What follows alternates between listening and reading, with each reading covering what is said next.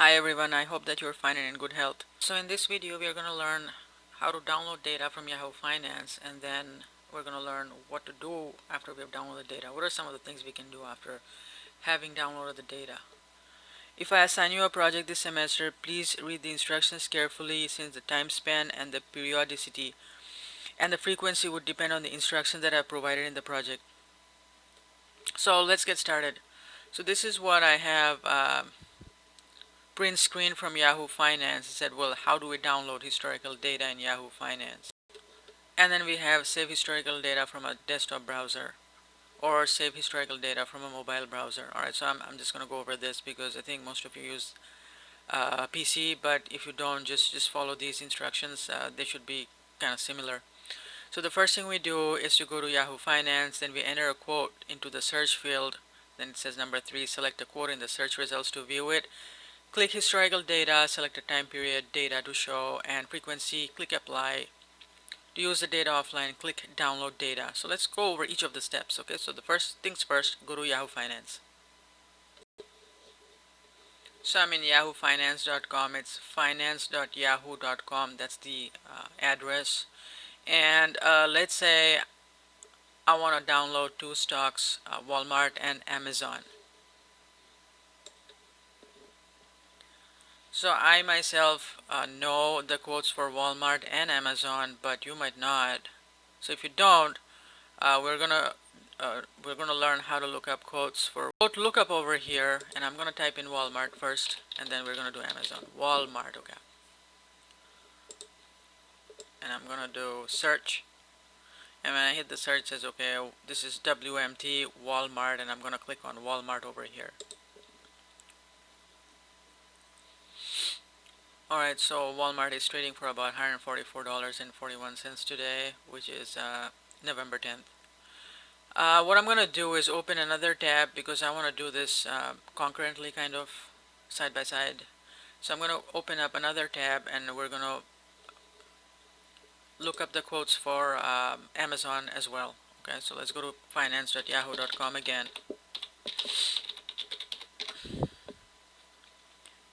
And I'm going to go to quote lookup again. Again, I already know what the quote is for Amazon, but if you don't, in case you don't, alright, Amazon. Alright, there we have Amazon, AMZN.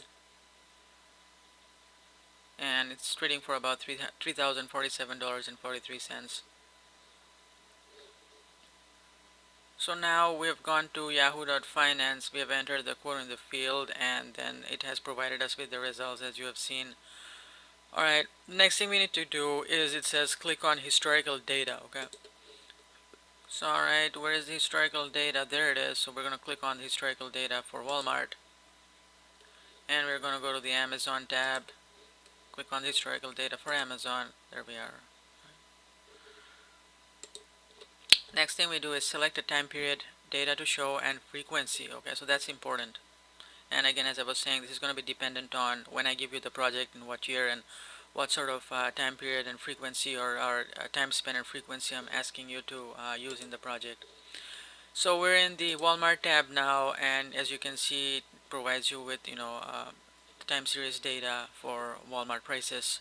And what we need to do, if you look carefully, is here's the time period.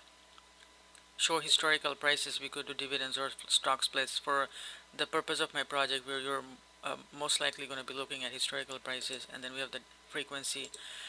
Is it daily, weekly, or monthly? Okay. Alright, so time period, you could do 1 day, 5 day, 3 months, 6 month, 5 year, 1 year, yield to date, max, or you could assign the time as you want. If you do five years, let's say I'm clicking on 5 years, so it's going to be from November 9, 2015, November 9, 2020. But you can also allocate the date. So let's say I want 6 years data. I'm going to do, alright, so I'm going to do 11/10/2014. Okay, done.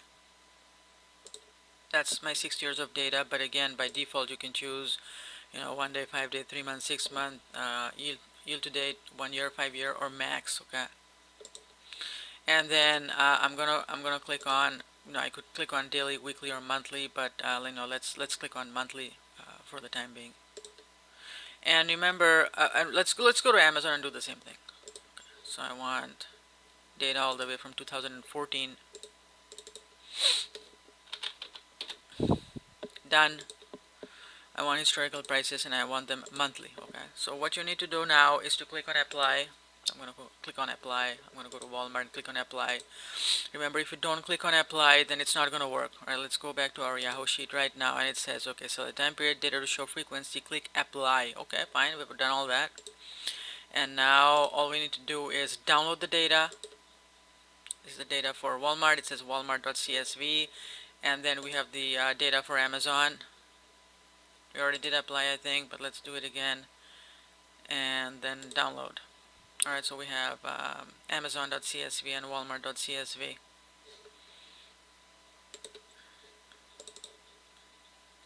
So let's open them up one at a time. So we have Walmart, and then we have date, open, high, low, close, adjusted, close, okay, and volume. So as a matter of habit, I save these as an Excel file. So I'm going to save them as Excel files when I open them. Alright, so Excel workbook, save. And I'm going to open up the Amazon Excel sheet as well. I'm going to save it as well. It's easier to work with, so I would recommend that you do that as well. And then we have open, high, low, close, adjusted, close, and volume for both of them. And let's make sure that our periodicity is as is. Okay, it's 2014 all the way to 2020. Now let's look at what's the adjusted close column all about. We need to know that because again that's the column that we're going to be using. And it says, well, adjusted close is the closing price after adjustments for all applicable splits and dividend distributions. Data is adjusted using appropriate split and dividend multipliers adhering to CRISP standards. Okay, so now we have downloaded the data and we have date, open, high, low, close, adjusted, close, and volume.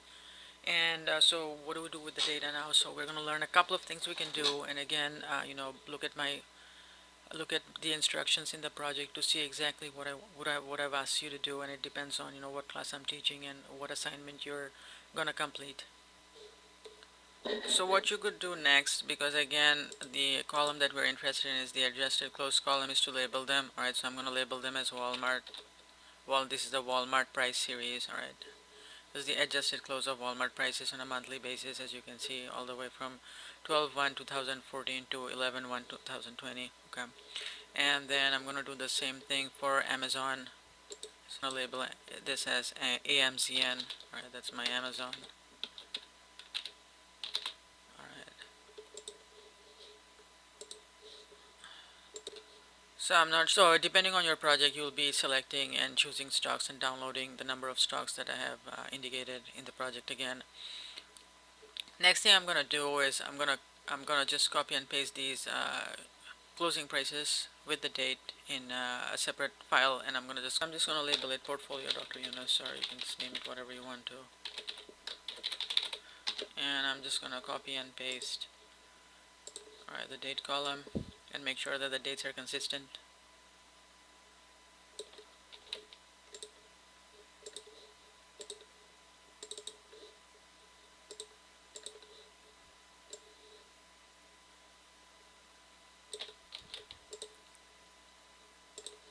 Amazon price column, and then we have the Walmart price column as well, adjusted close column.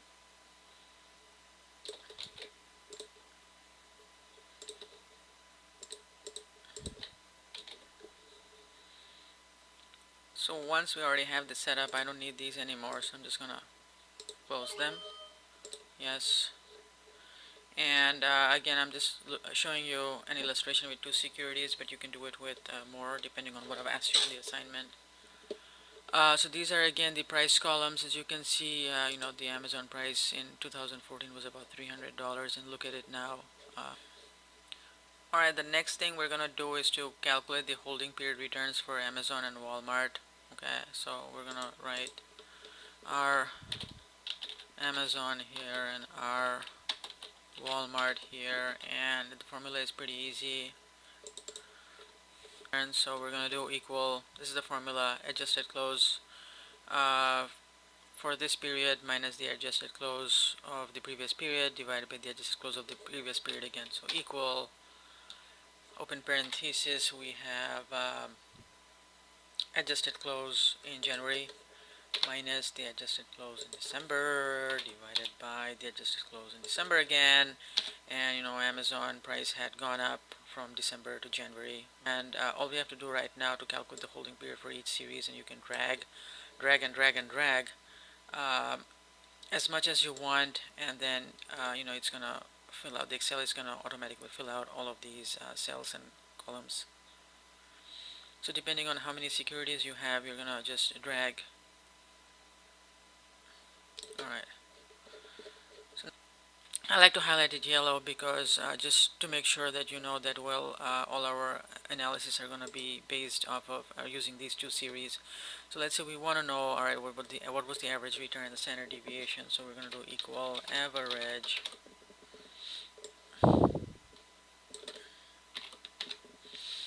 Alright, so this is the average using monthly frequency data for Amazon, and let's look at the average monthly return for Walmart, and we're going to use this formula equal STDV to calculate standard deviation. I mean, obviously, a priori we already know that the Amazon is going to be much more volatile than Walmart. Okay, and it's to break down the bit data. So let's say I'm asking you to look at the 2020 period only, because we want to look at COVID effects. All you have to do is just select the range. So for the average you will select the range that I've asked you to do, and for the standard deviation also select the range that I've asked you to select, and do the same thing again. The next thing we need to look at is looking at the correlations. So how do we calculate the correlations? Well, remember, again, I'm just doing it with two securities, Amazon and Walmart, but you could have 4 or 5 or 6 or 3 depending on what class you're in and what I've assigned you to do. So a simple way, because we only have two securities here, I could just use the equal correl command and calculate the correlation, because there's only one correlation between these two securities. My area 1, again, make sure that you're not selecting the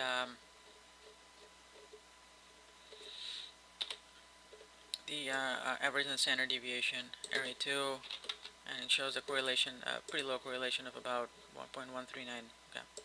I could do the same thing, if you had more securities, there would be more possible correlations out there. So what you need to do is create a nice and correlation matrix. Okay, so we need what's known as the data analysis tool pack, which I already have over here, but some of you may not. So if you don't, this is what you do. And again, it depends on what sort of what edition of Microsoft Office you have. So what I would do is I would go to Excel options, click on add-ins. Alright, so I need the analysis tool pack, Excel add-ins, go. Okay, so I'll click on the analysis tool pack. Okay. And then when you go to the data tab, this data analysis tab should show up. Okay, this toolbox should show up. So I'm going to click on data analysis, and I'm going to click on correlation, because again, I'm only showing you two securities. You might have a whole lot more assigned to you, and I'm going to hit OK. Input range, this is my range, and output range. Okay, and again, if you had more securities, you would do the same thing, just select all the range. Okay, so let's say I want to create a graph for the Amazon and Walmart price series for my entire sample period. So what I'm going to do is just select the whole data and make sure that you include the dates as well. Insert, I'm going to do a line graph. I'm just going to click on this, and you can see, well, it has plotted the Amazon and Walmart data all the way from 2014 to 2020. Yeah, Walmart looks like kind of like a straight line, and that's only because Amazon prices are around $3,000 or so, and Walmart is about $143 or so, but it's split several times, and so after adjusting for splits over several years, it's about $143.54. And you can plot like several series, depending on how many series I've asked you to plot in your assignment. So this is how we download data from Yahoo Finance and do some interesting stuff.